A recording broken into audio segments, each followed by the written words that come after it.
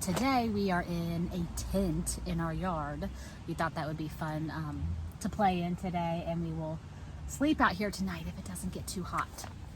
So I thought I'd read chapter 5 of Mrs. Piggle Wiggle in here. Thank you to those of you that came out for the Hawks Ride Teacher Parade today. That was really fun. I loved seeing so many of your faces, and if you couldn't come out this week, then you can come out. I think next Monday we'll do it again at the same time. So if I didn't get to see you today, hopefully I'll get to see your face next week. All right, we're on chapter 5, the radish cure. Let's see. All right.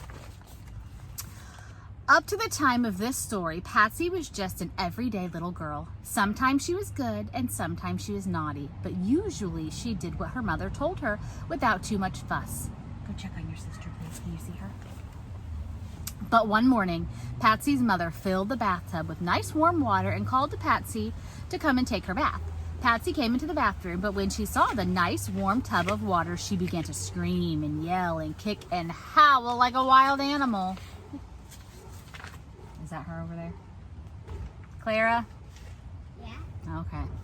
Naturally, her mother was quite surprised to see her little girl acting so peculiarly, but she didn't say anything. She just took off Patsy's bathrobe and said, "Now, Patsy, stop all this nonsense and hop into the tub."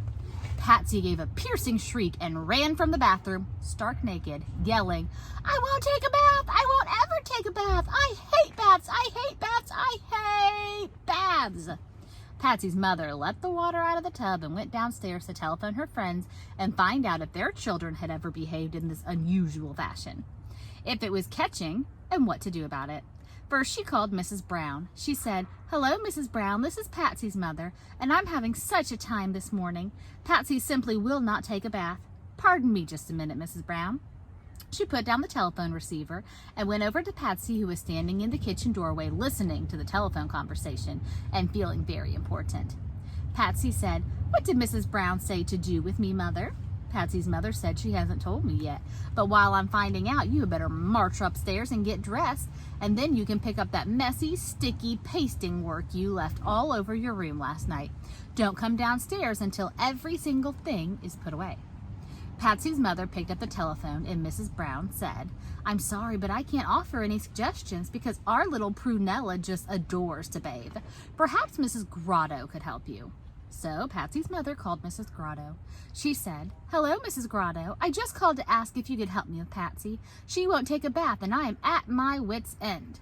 Mrs. Grotto said, "Well, frankly, I don't know what to suggest because our little paraphernalia, it's a crazy name, simply worships her bath. Of course, she is quite a remarkable child anyway. Why, Thursday afternoon, she said..." Yes, I know," Patsy's mother said quickly. "Goodbye, Mrs. Grotto, and thank you anyway." Then Patsy's mother called Mrs. Broomrack. "Good morning, Mrs. Broomrack," she said, a little too brightly. "I wonder if you could do me a favor." "Why, of course, dear, of course," said Mrs. Broomrack. "Well," said Patsy's mother, "this morning, for the first time in her life, our little Patsy won't take a bath. The very idea seems to make her hysterical, and I don't know what to do." Mrs. Broomrack said, "Why, you poor dear, all alone in that big house with that unmanageable child.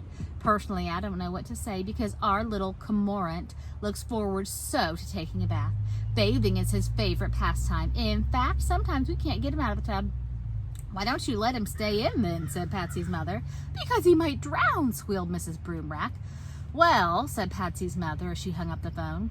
By this time she was feeling rather depressed because it seemed that bathing was the most popular indoor sport with every child in town but her own dirty little girl. In desperation, she decided to call Mrs. Piggle Wiggle. She should know about children, thought Patsy's mother. She certainly has her house crawling with them day and night. It certainly was fortunate for Patsy's mother that she thought of Mrs. Piggle Wiggle, because although Mrs. Piggle Wiggle has no children of her own and she lives in an upside-down house, she understands children better than anybody in the whole world. She is always ready to stop whatever she's doing and have a tea party. She's glad to have children dig worms in her petunia bed, and she's a large trunk full of scraps for doll clothes and another trunk full of valuable rocks with gold in them. She is delighted to have children pick up and look at all the little things in which she keeps on her tables. And when Herbert Prentice dropped the glass ball that snowed on the children when you shook it, she said, Heavens, Hubert, don't cry. I'm so glad this happened. For years and years, I have wanted to know what was in that glass ball. Mrs. Piggle Wiggle takes it for granted that you will want to try on her shoes and go wiggling around in high heels, which is probably why she was not at all surprised when Patsy's mother told her about the bath. I suppose we all come to it sooner or later, she said. Well, from my experience, I would say the radish cure is probably the quickest and most lasting. The radish cure? Said Patsy's mother. Yes, said Miss Piggle Wiggle. The radish cure is just what Patsy needs. All you have to do is buy 1 package of radish seeds. The small red round ones are the best. And don't get the long white icicle type. Then let Patsy strictly alone leave her alone as far as washing is concerned for several weeks. When she has about half an inch of rich black dirt all over her, and after she's asleep at night, scatter radish seeds on her arms and head. Press them in gently and then just wait. I don't think you will have to water them because we are in the rainy season now, and she'll probably go outdoors now and then. When the little radish plants have 3 leaves, you may begin pulling the largest ones. Oh yes, Patsy will probably look quite horrible before the radish cure is over. So if you find that she is scaring too many people, or her father objects to having her around, let me know and I would be glad to take her over here. You see, all of my visitors are children, and dirt doesn't frighten them. Patsy's mother thanked Mrs. Piggle Wiggle very, very much for her kind advice, and then called up Patsy's father and told him to be sure and bring home a package of radish seeds. Early red globe, she thought they were called. The next morning, she didn't say one single word to Patsy about a bath, and so Patsy was sweet and didn't act like a wild animal. And the next day was the same, and so was the next and the next. When Sunday came, Patsy was a rather dark blackish gray color, so her mother suggested that she stay home from Sunday school. Patsy's father, who by this time had been told of the radish cure, didn't say anything to Patsy about washing, but he winced whenever he looked at her. By the end of the 3rd week, they had to keep Patsy indoors all of the time, because one morning she skipped out to the mail, and the postman, on seeing her straggly, uncombed, dust-caked hair and the rapidly forming layer of soil on her face, neck, and arms, gave a terrified yell, and he fell down the front steps. Patsy seemed quite happy, though. Of course, it was getting hard to tell how she felt, as her face was so caked with dirt, and she couldn't smile out, and she talked like this. I am antsy and I can't take a af. She also had to take little teeny tiny bites of food because she couldn't open her mouth more than just a crack. Naturally, her father and mother had to stop having any friends over to visit except in the evening when Patsy was in bed. And even then, they weren't at all comfortable for fear that Patsy would wake up and call out their names. At last, however, the day came when Patsy was ready to plant. That night, when she was asleep, her mother and father tiptoed into her room and very gently pressed radish seeds into her forehead, her arms, and the backs of her hands. And when they had finished and were standing by her bed gazing fondly at their handiwork, Patsy's father said, "Repulsive little thing, isn't she?" Patsy's mother said, "Why, George, that's a terrible thing to say about your own child. My little girl is buried so deep in that dirt that I can't even remember what she looks like," said Patsy's father, and he stamped down the stairs. The radish cure is certainly hard on the parents. Quite a few days after that, Patsy awoke one morning, and there on the back of her hand, in fact, on the backs of both of her hands and on her arms and her forehead, there were green leaves. Patsy tried to brush them off, but they just bent over and sprang right back up. She jumped out of bed and ran down the stairs to the dining room where her mother and father were eating breakfast. "Look at my hands," she squeaked. Her father said, "Behold the bloom of youth." And her mother said, "George," and jumped up briskly, went over to Patsy and took a firm hold of one of the plants on her forehead and gave it a quick jerk. Patsy squealed, and her mother showed her the little red radish she had pulled. Patsy tried to pull one of them out on her arm, but her hands were so caked with dirt that she couldn't grasp the little leaves, so her mother had to pull them.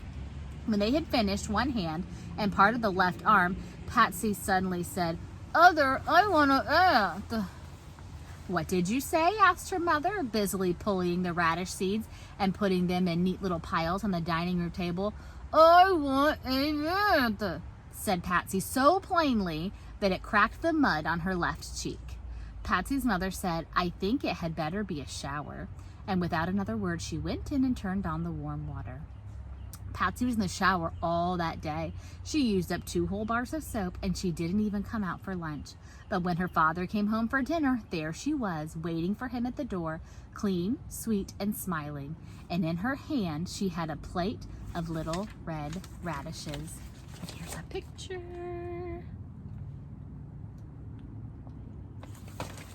And tomorrow we will read chapter 6, The Never Want to Go to Bedders Cure.